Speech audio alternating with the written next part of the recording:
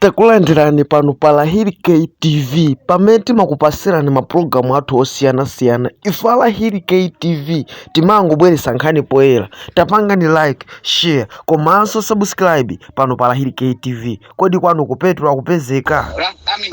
Rafika Sambara. Ndinapemphedwa kuti ine MP popeza muli kuno kali tikakhalire limodzi tikalandira vice president. Sinabwere kulilongo. Ndinapita kumaliro arafu. Ndiyo kumene kuja tinasiya space yoda vice president akhalepo. Tinangoona kuti kenako around ma 11 anthu akuchita few space jam amatani amafuna kukhapo vice president. Ndene ndinafunsa kodi sabwera vice president akuti titani tiyambepo malirowa. Nde tinayamba. Nde ineyo mtima mwanga musini mamba bwino. Afterwards when mina mapita ku graveyard ine ndinathazika kuti ine basi ndipita ku nyumba. Kungofika ku nyumba nawo ine ndanja phone kuti mbere kuti ku Mzuzu Hotel. Ndinathamanga umene kuja. I thought maybe the vice president, since he was late, he decided to go to Mzuzu Hotel for a rest or something. So when I got there, nabeza chigulu chida unjikana. Nkumana kuti ndege ya vice president mpaka bano sikupezeka yakani sinafiki. That was around past 2. Kena konja past 3 kunabwera Joshua Varela. Amene ndi team ya vice president ngat advanced team.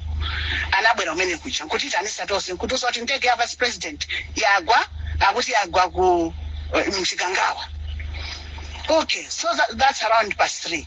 Nangatita nakuti amene muli mukotekera kwera ni magali moto, but we understand we search team tipita tikajoin.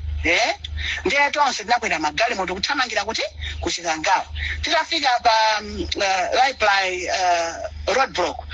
Police anadusa kuti munowera uku and hostage are uku to your left. Tinalowera kumene kuja kuyenda chintunda tinapeza kagulu lisayima pene paja kufusa ali tukusecha kunoko ati yagwera kumusuku kula asilikali MDF. Okay, chabwino tayangana kena kuti naona asilikali MDF aja akubwera. But the shocking part to all of us who went to join the search team, there was only one vehicle, MDF, and in that vehicle there were about 9 to 12 soldiers only. And we asked the whole Kangawa forest, only these soldiers, can they manage to find Ndegei? Where are the rest? We were not given any answers. Wafusa asilikali akuti simene some safe if we just follow my orders that we are given. After maybe 30 minutes kunamba kuda akuti yai ndege agwera kaya kucha natural the other place, let's go there. Tonse tinatsatira mwekuja ndeti yakufika no baje pakuti kumangoenda misewu kumangozungulira. Then we told each other kuti this is not a search, tikungozungulira. Then around 11 we were told kuti asilikali akuti basi the search has been called off. I am Somala Mamao. So bas we left for home. Then I just wanted you to hear from me, who was on the ground. These are facts. This is what happened. Thank you. Ndikulandireni amalawi nonse konse kumene muli. This is Comrade Ntanyiwa pa Limpopo FM program yathu imene timaicha Nkanga Zaona. Timangobwera tizanene zona zenizeni zimene zinachitika, zimene zachitika kudera, zimene zikuchitika kudera. Mwamva mmene wayankhulira mzimayi nkhani mmene zinakhalira za Klaus Chilima. Amalawi mukhoza kuona kuti it was a well planned, kunena kuti anthuwa anakonza chiwembu chonena kuti athane ndi Klaus Chilima. Ndiye ndifuna ndikufunseni ino anthu akuchitipa, are you happy Lazarus Chakwera kuti abwerereso mboma? Ndikufuna ndikufunseni ino anthu akukaronga, mukhala okondwa kunena kuti Lazarus Chakwera abwerereso pampando? Ino anzathu akukasungu mukhala okondwa kunena kuti Lazarus Chakwera abwere azalamulireso dziko la Malawi? Azathu akunkhotakota, azathu akusalima, azathu akulilongwe, azathu akudedza, azathu akumangochi kumachinga sorry, azatu aku Blantyre, azatu aku Mulanje, azatu aku Thyolo, azatu aku Nsanje, azatu aku Chikwawa. Wherever you are Malawians, are you happy kunena kuti Lazarus Chakwera akabwererenso ndi kukalamulira dzikoli? Mumve anthu amapitisa kumalo kumene sanayenereka kupita. Ngozi yakuti imene inayamba yachitika, anayamba kunena kuti tiyeni tiime kaye tisayang'ane, kapena tiyeni tiime kaye tibadikira akuchipatala abwere, kapena tibadikira akuti abwere. Ngozi yakuti inayamba yachitika zimene zizi.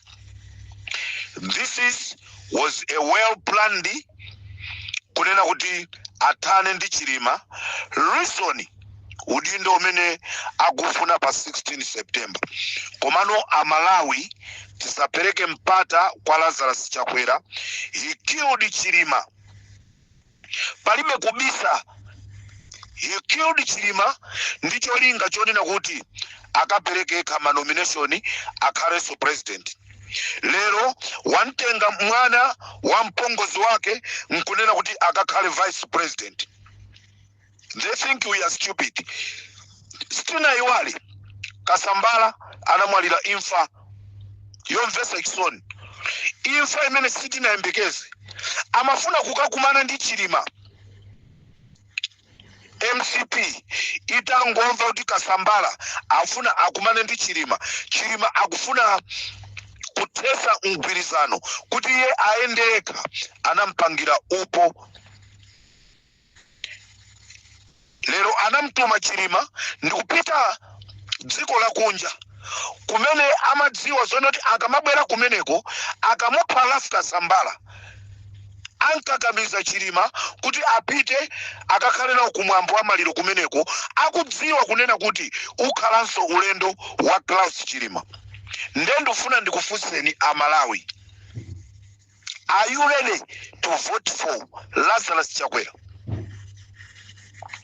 Mukhala okondwa kunena kuti Lazarus Chakwera abwererenso pampando. Ndikuyankhula pano ku dziko la Malawi kulibe mafuta a galimoto, koma tikukonzekera kupita ku chisankho. Cholinga chake ndi chani?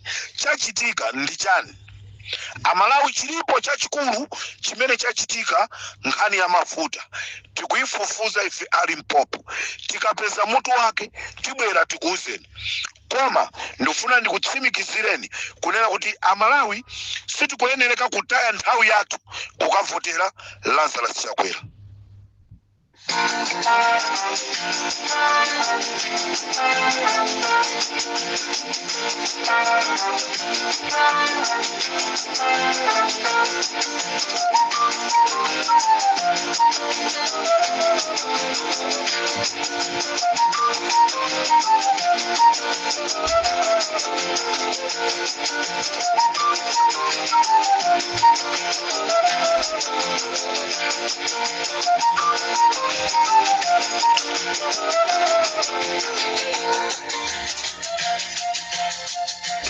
Ndifuna ndithamangire kuboma la Mulanje. Ndifuna ndikuchenjezeni anthu aku Mulanje.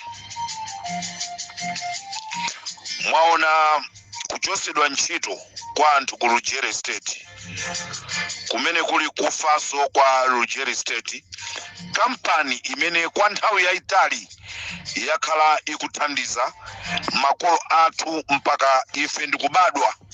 Lero kampani manager munthu wina wotchedwa Lazarus Chakwera, chifukwa cholephera kuyendesa chuma cha dziko, kampani ija basi ikuzilala. Anthu amene amagwira ntchito ku Lugere State azipita kuti? Anthu aku Lugere State, anthu aku Mulanje, mungakhale ndi chikhumbokhumbo chofuna kukamuvotera Lazarus Chakwera. Pomuvotera Lazarus Chakwera muziti mukuvotera cha musapusisidwe ndi Abroni Mpinganjira. Abroni Mpinganjira ndi munthu winanso amene ali wadiyera. Mulungu anafuna kutipasa mphaso ya president ku Mulanje, koma chifukwa cha phuma ndi kupupuluma zinakanika. Anthu aku Mulanje, you need to vote wisely. anthu onse amene aimisidwa ntchito ku Lujere State azilowera kuti ndiye kuti kumulanje panopa kukhala umbanda wochuluka chifukwa malova achuluka nde aliyense kuti apeze chokudya cha lero akuyenereka kumamenya mafilimu opanda filimu sudya nde achinyamata azilowa mmisika mwachinakanaka azilowa mmisika mulandadero azilowa mmisika munsuwazi azilowa mmisika yosiyana kumakapanga matufinga kuti apeze chokudya cha lero anthu oposa 15,000 kuyimisidwa ntchito pamenepo ndioti kampani yonse ilipo anthu ena amene analembedwa ntchito kampani imeneyi ena anachoka ku Karonga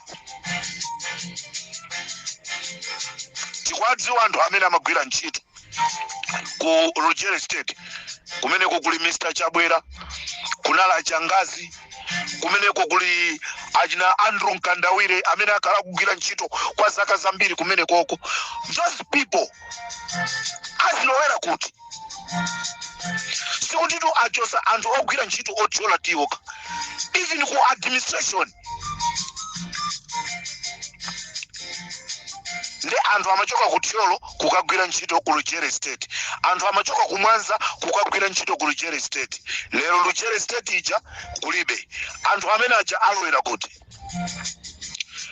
at least chokudya cha masana anthu amakapeza mwayi kukaja ku Lujere State akagwira ntchito akathyola nthawi yopuma Lujere State imapereka chokudya sima anthu ndikudya chokudya amakaja ena madzulo kunyumba ena akaja ku kampani amakagona osadyaso chokudya anthu amene ajawo amapindula ndi kampani ya Lujere lero kampani ya Lujere ikuti sikwanisa mzungu wa kampani ya Lujere amwenya kampani ya Lujere anthu amene akhala kwa zaka Kamuzu anabwera Malawi Kamuzu ndikulisiya dziko la Malawi kampani ya Lujere ikugwira ntchito lero samwani kuchoka kubusa uko akuti yeyo oyang'anira nkhosa za Mulungu pamene pawaziyang'aniraso nkhosa zija kapena waziononga nkhosa zija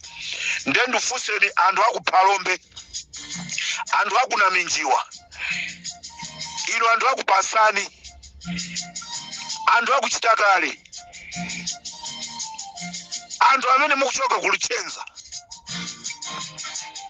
azibale anu akuyimisidwa ntchito nde mukataya nthawi yanu ndi kukavotera zinthu zimene zikubweretsa mavuto mdziko ndifuna ndikupempheni we need to vote wisely tivotere ma president okha amene ali ndi experience and these only presidents is Joyce Banda ndi Peter Mutharika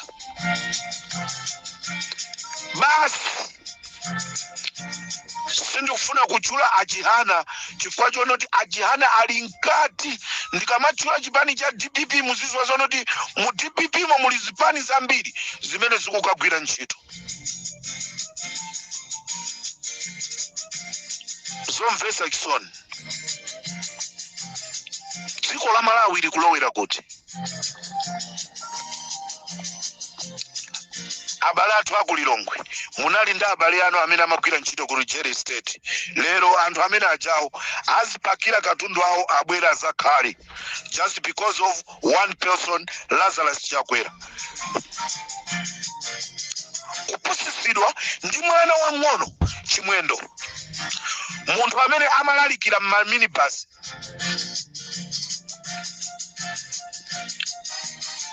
lero Chakwera kupeperesedwa. What a shame. A person who called himself a pastor, a reverend, wakwanisa kwaika Amalawi mavuto. On top of that, ndikukachita creating ngozi, ndikukati pera Klaus Chirima.